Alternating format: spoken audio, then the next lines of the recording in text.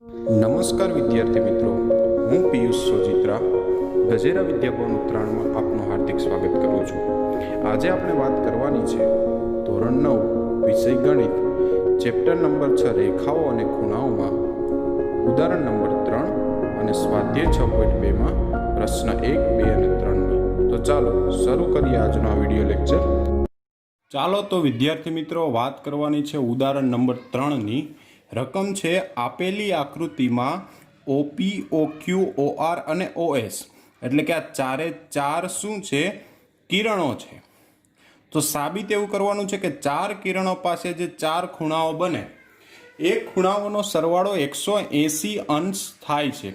Okay, સાબિત શું કરવાનું છે કે ચાર કિરણો પાસે જે ચાર ખૂણાઓ બને છે એનો સરવાળો 180 અંશ થાય છે।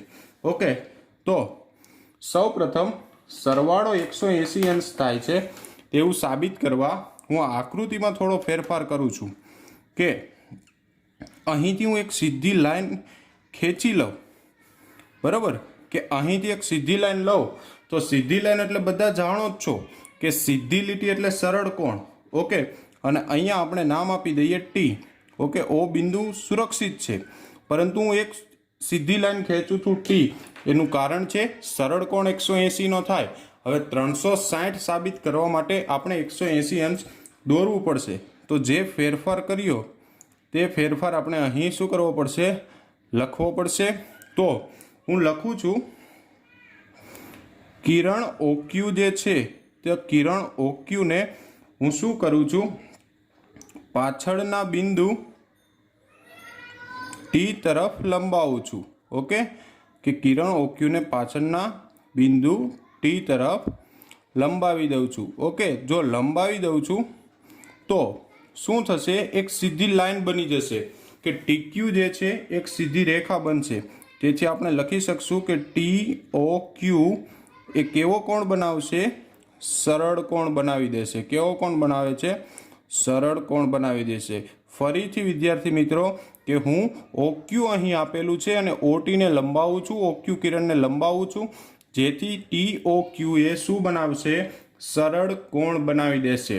હવે તમે જોશો તો ટી ઓ ક્યુ એ સરળ કોણ છે। શું છે? સરળ કોણ। તો સરળ કોણ પાસે બે ખૂણાઓ બને છે। કયા કયા? તો કે પી ઓ ટી અને પી ઓ ક્યુ। તો સરળ કોણ પાસે બે ખૂણા બને તો આ બંને ખૂણાનો સરવાળો કેટલો થાય? 180 થવાનો છે। તો આપણે સરળ કોણ છે તો અહીં લખીએ કે પી ઓ ટી પ્લસ પી ઓ ક્યુ આ બંનેનો સરવાળો 180 થાય। કારણ લખવું હોય તો લખી શકીએ સરળ કોણ છે, અથવા તો રેખિક જોડ પણ આપણે કારણ લખી શકીએ।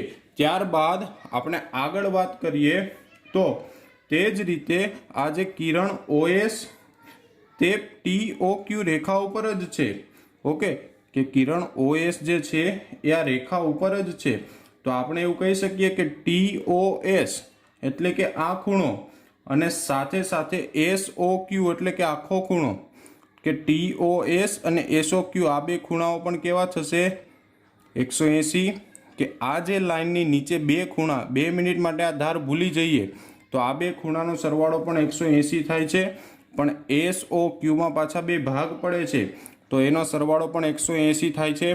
તો આપણે એવું પણ લખી શકીએ ટી ઓ ક્યુ સરળ કોણ છે, તો એની મદદથી આપણે નીચેની સીધી લીટી પાસે કે ખૂણો T O S plus S O R plus R O Q આ બધાનો સરવાળો પણ કેવો થશે? 180 થશે। એનું કારણ છે કારણ કે સરળ કોણ સીધી લીટીની ઉપરના બે ખૂણાનો સરવાળો 180 થતો હોય તો સીધી લીટીના નીચેના ત્રણેય ખૂણાનો સરવાળો પણ 180 થાય જ। ઓકે, આનું પણ કારણ લખવું હોય તો આપણે લખી શકીએ કેવો કોણ બનાવે છે? સરળ કોણ બનાવે છે। અને આને આપી દઈએ સમીકરણ નંબર 2। હવે બંને સમીકરણોનો સરવાળો 180 છે તો આ બંને સમીકરણનો આપણે સરવાળો કરી દઈએ તો અહીંયા હું લખું છું કે સમીકરણ 1 અને સમીકરણ 2 નો શું કરી નાખીએ? સરવાળો। તો સમીકરણ 1 અને સમીકરણ 2 નો શું લઈ લઈએ? સરવાળો લઈ લઈએ। તો અહીંયા લખું છું સરવાળો કરતા। તો ચાલો સરવાળો કરીએ તો સમીકરણ 1ની ડાબી બાજુ શું છે કે POT પ્લસ POQ બરાબર, અને એની બીજા સમીકરણની ડાબી બાજુ તો TOS પ્લસ SOR, ઓકે, અને સાથે સાથે આપણે ROQ, રેડી। ચાલો, અને ત્યારબાદ બંનેની જમણી બાજુ છે તો કે 180 અંશ પ્લસ 180 અંશ, ઓકે વિદ્યાર્થી મિત્રો। તો હવે આપણે સાબિત કરવાનું છે એ પ્રમાણે તો POQ ખૂણો છે બરાબર છે, પછી QOR તો QOR ખૂણો પણ છે, QOR કયો કે ROQ, એવી જ રીતે SOR કહીએ તો SOR ખૂણો પણ છે, પણ POS ખૂણો નથી। તો POS એટલે બે ખૂણાના ભાગ પડે કે POT અને POS નો સરવાળો, તો અહીં છે POT અને TOS નો સરવાળો કરીએ તો જોવા જઈએ અહીં તો કે POT અને TOS નો હું શું કરી નાખું છું, કાઉન્સ કરી નાખું છું કે અહીં હું POT અને TOS નો શું કરી નાખું છું, એક કાઉન્સ કરી નાખું છું, અને સાથે સાથે બાકીના ખૂણા જે છે કયા કયા POQ, SOR અને ROQ બરાબર છે, એને સાથે લખી નાખું છું। 180 ને 180 અહીંયા થશે 360, ઓકે। હવે આગળ વાત કરીએ આ જ દાખલામાં તો POT અને TOS, તો POT અને TOS એટલે આખો શું થશે, POS ખૂણો થઈ જશે, પછી છે POQ પ્લસ ખૂણો SOR પ્લસ ખૂણો ROQ બરાબર 360 અંશ। તો અહીં આપણે જોઈએ તો આપણી સાબિતી જે કરવાની હતી કે ચારેય ખૂણાનો સરવાળો 360 થાય, તો 360 સરવાળો કરવા માટે મારે એક કિરણ રચવું પડ્યું, જે કિરણને આપણે OT કીધું બરાબર છે, અને ઉપર સરળ કોણ અને નીચે સરળ કોણ બનાવીને આપણે કરી શક્યા। એ જ રીતે જો અહીંથી કિરણ રચ્યું હોત ને સરળ કોણ બનાવ્યા તો પણ સરવાળો મળી શકે બરાબર છે, ગમે તે બાજુ એક સીધી લીટી બનાવીને આપણે કિરણ રચવું પડત અને સરળ કોણ બનાવી શકત, ઓકે વિદ્યાર્થી મિત્રો। ચાલો વિદ્યાર્થી મિત્રો, ત્યારબાદ નેક્સ્ટ દાખલાની રકમ છે સ્વાધ્યાય 6.2 પ્રશ્ન 1ની કે આપેલી આકૃતિમાં x અને y ના માપ મેળવવાના છે, x અને y, ઓકે। x અને y ના માપ મેળવવાના છે અને સાથે સાથે એવું બતાવવાનું છે કે AB સમાંતર CD છે, ઓકે। x અને y ના માપ મેળવીને AB સમાંતર CD મેળવવાનું છે। એક વસ્તુ માર્ક કરીએ કે x અને y જો સરખા થાય તો આપણને ખબર પડી જાય z યુગ્મ કોણની જોડ બને, જો આ બે માપ સરખા મળશે તો રેખાઓ સમાંતર હોય ને હોય જ, ઓકે।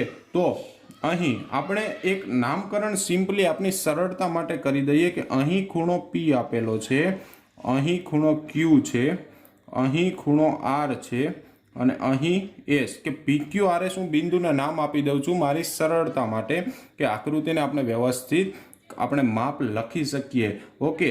હવે આપણે અહીં વાત કરીએ, અહીં એવું નથી કીધું કે AB સમાંતર CD છે, હવે AB સમાંતર CD નથી કીધું તો એટલા માટે આપણે એક કામ કરીએ કે અહીં બાજુ કે 2 મિનિટ માટે આ સીધી લીટી ભૂલી જઈએ તો આ સીધી રેખા આવે છે, સીધી રેખા બાજુમાં રેખિક જોડ બને છે, તો હું એવું લખી શકું કે અહીં આપણે ખૂણો AQP વત્તા ખૂણો AQR, જોજો ખાસ, AQP વત્તા AQR બરાબર 180, કેમ 180 થશે, કારણ કે એક સીધી લીટી પાસેથી એક ખૂણો બને છે, રેખિક જોડ કહેવાય, આસન્ન કોણ કહેવાય, સરળ કોણ પણ કહી શકીએ આપણે। અહીં કારણ લખશું રેખિક જોડ, ઓકે। તો AQP કેટલું આપેલું છે, તો AQP આપણને 50 આપેલું છે, AQR કેટલું આપેલું છે, AQR આપણને x આપેલું છે બરાબર, તો 180 છે। ચાલો x ને કરતા બનાવીએ તો x બરાબર 180 માઇનસ 50, તો x બરાબર આપણને મળશે 130, ઓકે। કે અહીં આપણને x નું એક માપ મળી ગયું, શું મળી ગયું, x નું મૂલ્ય મળી ગયું, કેટલું મળ્યું, 130 અંશ, ઓકે વિદ્યાર્થી મિત્રો। ત્યારબાદ આગળ વાત કરીએ તો 130 અંશ આપણને એક્સનું મૂલ્ય મળી ગયું 130 અંશ। હવે જો ઝેડ બનાવીએ, આ 130 છે તો આ 130 જ થાય, બરાબર। જો 130 માપ આવશે જ તો સમાંતર રેખા થશે, અસ્તિત્વ નક્કી થશે, પણ એ સમાંતર છે એવું કીધું નથી। તો અહીં જો અહીં ચોકડી પડે છે, ચોકડી બને એટલે અભિકોણની જોડ થાય। તો અહીં હું બીજું કારણ લખી શકું એવું કે અહીં ખૂણો CRS કે ખૂણો CRS અને ખૂણો QRD, ખૂણો કયો QRD કે CRS અને QRD સરખા છે, કારણ અભિકોણ એટલે બે રેખાઓ છેદે એક બિંદુએ તો અભિકોણની જોડના માપ સરખા હોય છે, બરાબર છે। તો CRS તો કેટલા આપેલા છે આપણને 130 અને QRD આપેલા છે y, તો y બરાબર પણ કેટલા મળ્યા 130 મળ્યા। ઓકે, તો y નું માપ આપણને 130 અંશ મળી ગયું છે। તો આ બંને માપ સરખા હોય તો z બનાવે છે। તો અહીંયા લખી શકીએ કે અહીં x બરાબર y હોવાથી આ સમાંતર રેખાનું અસ્તિત્વ શું થાય છે, નક્કી થાય છે કે આ રેખાઓ યુગ્મ કોણની જોડ બનાવે છે। કેવી? યુગ્મ કોણની જોડ બનાવે છે। તેથી કહી શકાય કે શું કહી શકાય? તેથી કહી શકાય કે અહીં AB અને CD જે રેખાઓ આપેલી છે તો AB સમાંતર CD છે, બરાબર છે। કે અહીં આપણે એવું કહી શકીએ કે AB અને CD કેવી છે, સમાંતર છે। શેના ઉપરથી કહી શકીએ કે અહીં આપણને આ Z બને છે અને જો બે રેખાઓની છેદિકાથી બનતા યુગ્મ કોણની જોડ સમાન હોય તો તે રેખા સમાંતર છે તેવું કહેવાય। પૂર્વધારણા 6.3 પરથી 6.3 જે છે તે અનુકોણની છે। ઓકે વિદ્યાર્થી મિત્રો, તો આ યાદ રાખવાનું છે। ચાલો વિદ્યાર્થી મિત્રો, ત્યારબાદ સ્વાધ્યાય 6.2 નો પ્રશ્ન 2 છે કે આપેલી આકૃતિમાં AB સમાંતર CD કે આ બંને વચ્ચેનું અંતર સરખું છે, સાથે સાથે એવું કીધું છે કે CD સમાંતર EF કે CD અને EF પણ સમાંતર છે, તો y જેમ z બરાબર 3/7 છે કે y અને z જે 3/7 આપેલા છે, તો આપણને એવું કીધું છે કે x નું માપ મેળવો। હવે સૌ પ્રથમ કે y અને z કેટલા આપેલા છે, 3/7 આપેલા છે। તો સૌ પ્રથમ તો અહીં જો કે AB સમાંતર CD છે, કે અહીં આપણે એવું આપેલું છે કે AB સમાંતર CD છે અને પાછું CD સમાંતર EF આપેલું છે, કે આના બંને વચ્ચેનું અંતર છે એટલું જ આ બંને વચ્ચેનું અંતર છે। તો આ બંને વચ્ચેનું અંતર આ હોય તો આ બંને વચ્ચેનું અંતર કે AB સમાંતર EF પણ થવાનું છે જ। ઓકે, આપણે ચેપ્ટર 5 માં એક ખરું ખોટું પણ આવું જ હતું કે AB બરાબર CD, CD બરાબર EF હોય તો AB બરાબર EF થાય તો થવાનું જ છે। ઓકે, તો AB બરાબર EF થાય। ઓકે, તો અહીં જો મોટો યુગ્મ કોણ બને છે તો આપણે લખી શકીએ AB બરાબર EF થાય, તેથી x બરાબર z થાય। કારણ લખવું હોય તો અંતઃ યુગ્મ કોણ લખી શકીએ અથવા ખાલી યુગ્મ કોણ પણ ચાલે। ઓકે, તો આ યુગ્મ કોણની જોડ બનાવે છે। તો એક વસ્તુ તો અહીં ક્લિયર થાય છે કે x અને z ના માપ બંને કેવા હશે, સરખા। ઓકે, તો અહીં હું z પણ લખી શકું। હવે આ બંને વસ્તુ સમાંતર છે કે આપણે અહીં એવું પણ આપેલું છે કે AB સમાંતર CD છે। ઓકે, AB સમાંતર CD આપેલું છે તો એક બાજુના અંતઃકોણનો સરવાળો, અંતઃકોણ એટલે C, તો અંતઃકોણનો સરવાળો કેટલો થાય, 180 થાય। તો તેથી અહીં લખી શકું કે x + y બરાબર 180, કારણ લખવું હોય તો લખી શકીએ અંતઃકોણની જોડ, અંતઃકોણ। ઓકે, તો x અને y નો સરવાળો કેટલો થશે, 180। તો આપણને અહીં x એટલે કેટલું આપેલું છે તો કે x બરાબર તો z મળ્યું, તો હું z અને y નો સરવાળો પણ 180 છે એવું કહી શકું। તો z અને y નો સરવાળો કેટલો થશે, 180, કારણ કે x બરાબર તો z મેળવ્યું। ઓકે, તો હવે y જેમ z આપણને આપેલું છે, કેટલું આપેલું છે, 3/7। ઓકે, કે y જેમ z બરાબર 3/7 આપેલું છે। તો હવે આપણે ધારી લઈ, પરંતુ અહીં શું છે, અહીં વાય જેમ ઝેડ બરાબર 3/7 છે. ઓકે, કે વાય જેમ ઝેડ બરાબર કેટલું છે, 3/7. તો હું ધારી લઉં છું કે ધારો કે વાય બરાબર આપણે 3a ધારી લઈએ અને ઝેડ બરાબર હું ધારી લઉં 7a. ઓકે, જો હું 3x ને 7x ધારત પણ x એ ખૂણાનું માપ આપ્યું છે એટલે આપણે કોઈ બીજો ચલ જેમ પ્રમાણ દૂર કરવા આપણે કોઈ ચલ ધારવો પડે. તો મેં y બરાબર 3a અને z બરાબર 7a મેં ધારી લીધું છે. હવે આગળ વાત કરીએ તો અહીં આ બંને કિંમત મૂકીએ કે z બરાબર કેટલા છે, તો પહેલાં લખી નાખીએ કે z પ્લસ y બરાબર 180 છે. તો z બરાબર આપણી પાસે 7a છે અને y બરાબર 3a છે, બરાબર તો 180 છે જ. ઓકે, તો 7a પ્લસ 3a, તો 7a અને 3a કેટલા થશે, 10a. ઓકે, તો a બરાબર 180/10.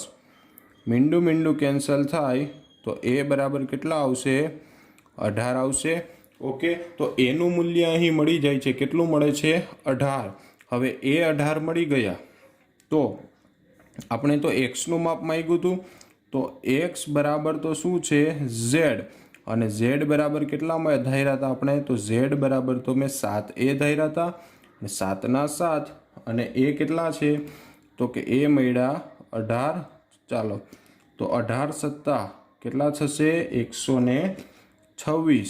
ઓકે, તો એક્સ ખૂણાનું જે માપ આપણને માગેલું હતું તે મળી ગયું છે 126 અંશ. બરોબર વિદ્યાર્થી મિત્રો.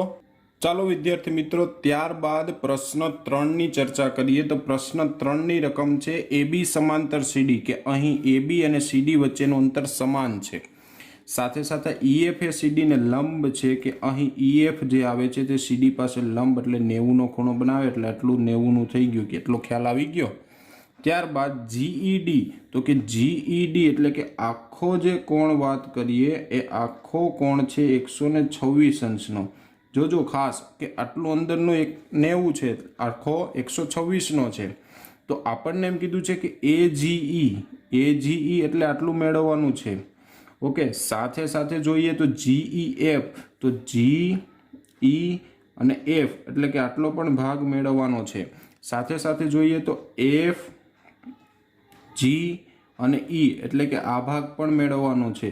ઓકે, તો સૌ પ્રથમ તો આપણને અહીં આખો ખૂણો આપેલો છે.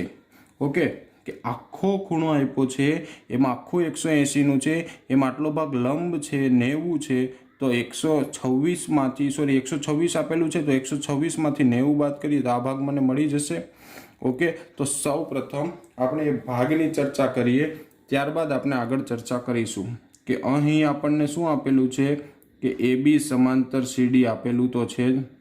ઓકે, હવે ખૂણો GED, કે ખૂણો GED બરાબર હું શું લખી શકું કે GEF, ખૂણો GED બરાબર GEF અને બીજું શું લખાય, FED નો સરવાળો. ઓકે, સમજો ખાસ કે GED આખો એટલે GEF અને FED નો સરવાળો. તો GED કેટલો છે, તો કે GED છે 126. GEF, તો GEF આપણને ખ્યાલ નથી અને FED કેટલા છે, 90 અંશ. ઓકે, હવે 90 બરાબરની પહેલી સાઈડ જાય તો 126માંથી 90 બરાબર GEF. તો GEF બરાબર અહીંયા કેટલા આવશે, 6 અને 3 એટલે આ આપણને GEF મળી જાય છે 36 અંશ. કેટલા મળી જાય છે, 36 અંશ. ઓકે વિદ્યાર્થી મિત્રો, તો આપણને અહીં GEF મળી જાય છે 36. સાથે સાથે વાત કરીએ કે આ બંને રેખાઓ સમાંતર છે. હવે સમાંતર રેખા હોય તો અહીં એક Z બને છે. જો હવે Z બનતો હોય તો અહીં આ AGE અને GED યુગ્મકોણની જોડ બનાવે. તો હું એવું પણ લખી શકું સાથે સાથે કે અહીં AB સમાંતર CD હોવાથી શું લખી શકાય કે ખૂણો AGE બરાબર ખૂણો GED. AGE બરાબર ખૂણો GED. કારણ લખવું હોય તો લખી શકું યુગ્મ કોણ, અને એમાં પણ ડિટેલમાં લખવું હોય તો લખી શકાય અંતઃયુગ્મ કોણ. તો AGE તો કે મેળવવાનું છે, ઓકે. અને GED તો GED છે આપણી પાસે 126 અંશ. તો આપણને આ ખૂણો પણ મળી ગયો 126 અંશ. હવે અહીં AB એ કેવી રેખા છે? તો AB એક સીધી રેખા છે. સીધી રેખા પાસે AGE અને સાથે સાથે આ FGE બે કેવા બાજુના રેખિક જોડના ખૂણા બને. તો આપણે લખશું કે ABA રેખા છે, તેથી શું કે ખૂણો AGE અને ખૂણો FGE, કયો ખૂણો? FGE, આ બેનો સરવાળો 180 અંશ થાય. જો કારણ લખવું હોય તો કારણ એવું લખી શકાય કે રેખિક જોડના ખૂણા છે. કઈ જોડના? રેખિક જોડના, કે AGE અને FGE. ઓકે, તો AGE કેટલું છે? તો AGE છે 126 અને FGE કેટલું છે? તો કે FGE મેળવવાનું છે બરાબર 180. ચાલો 126 ને બરાબરની આ સાઈડ લઈ જઈએ તો FGE બરાબર 180 માઇનસ 126. તો FGE બરાબર અહીંયા મળશે 4. ઓકે, બાદ બાકી કરીએ તો અહીંયા 7, 7માંથી 2 જાય તો 5 અને 1માંથી 1 જાય તો 0. તો અહીં આપણને માપ મળી ગયું છે 54 અંશ. તો વિદ્યાર્થી મિત્રો, આપણને 3 ટાસ્ક આપેલા હતા. AGE તો 126 મળ્યા, GEF તો 36 મળ્યા અને FGE તો મળ્યા 54. ઓકે, તો આ 3 વસ્તુઓ આપણને અહીં મળી ગઈ છે વિદ્યાર્થી મિત્રો. અને આમાં સરળ કોણ, અભિકોણ, યુગ્મ કોણ, રેખિક જોડનો ઉપયોગ આપણે કરેલો છે. તો આ જોડો પણ વ્યવસ્થિત રીતે આપણે યાદ રાખવાની છે અને આ દાખલાની વારંવાર પ્રેક્ટિસ કરતા રહેજો. બરાબર વિદ્યાર્થી મિત્રો, કારણ કે પરીક્ષામાં ખૂબ જ આ મોસ્ટ IMP કહી શકાય એવો દાખલો છે. બરાબર, પરીક્ષામાં પૂછાય એવો દાખલો છે. તો ખાસ આની તો પ્રેક્ટિસ કરવાની છે. ઓકે, આભાર. આજે ચાલતી કોરોનાની વૈશ્વિક મહામારીમાં ગજેરા ટ્રસ્ટ દ્વારા જે ઓનલાઈન એજ્યુકેશન પ્રોવાઈડ કરવામાં આવી રહ્યું છે, તો પ્રામાણિકતાથી આ એજ્યુકેશન મેળવો. Thank you.